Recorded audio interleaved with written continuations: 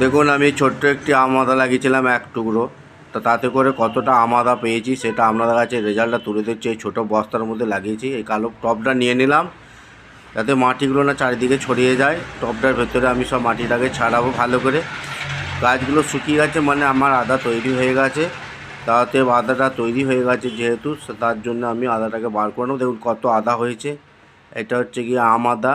এটা সম্ভবত চাটনির কাজে লাগায় এবং বিভিন্ন চকলেট ফকলেট এটা সেটাতে কাজে লাগে। আম আদা আমের সেন্ট ছাড়ে। এটা এমনি নর্মাল আদা নয়, এই আদা সচরাচর দেখা যায় না। তা আমি একটা টুকরো লাগিয়ে প্রায় 1 থেকে 1.5 কেজি মতো আম আদা পেয়েছি। তাই এটিকে ধুয়ে পুছে আপনাদেরকেও দেখাবো। দেখুন এই রকম একটি ছোট্ট গোড়া আমি লাগিয়েছিলাম, তাই এটাকেও আবার নতুন করে আমি লাগিয়ে দেবো। হ্যাঁ, আর যেটুকু পেয়েছি আপনাদের কাছে ধুয়ে দেখালাম। তা ভিডিওটা ভালো লাগলে লাইক কমেন্ট সাবস্ক্রাইব করে পাশে থাকবেন। নমস্কার।